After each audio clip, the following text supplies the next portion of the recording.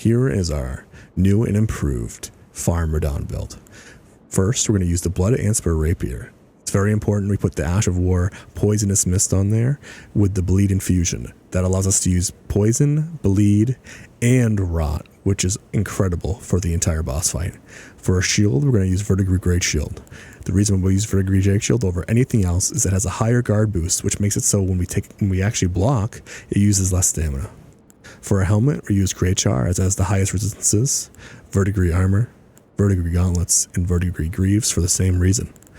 For talismans, we're going to start with the Great Shield Talisman, which enhances our ability to block. For the next talisman, we're going to use Pearl Shield Talisman, which just makes it so we take less holy damage, fire damage, and magic damage from Radahn when we are holding on the block button. Golden Braid reduces our holy damage, which we take so much holy damage in phase 2. It's very important for us to use that. And the last one we use is Verdigris Discus. The reason why we use this is because we are going to be heavy load. And if we're heavy load, we take 10% less damage, which is insane.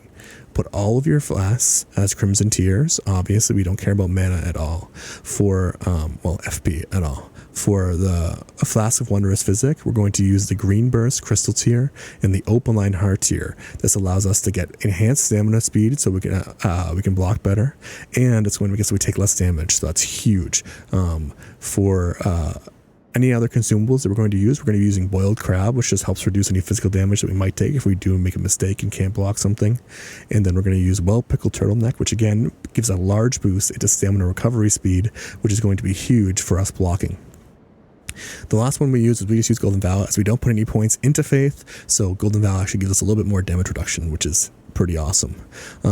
For stats, we're going to go to level 175. The reason why we go to level 175 here is because level 150s can still summon us. So if you want to help other people like I do, we're currently at 153 Radahn kills, but if you want to help people like I do, this allows us to 150s to summon you, as well as up as 200. So for Vigor, we need to be at 60, like almost every other build.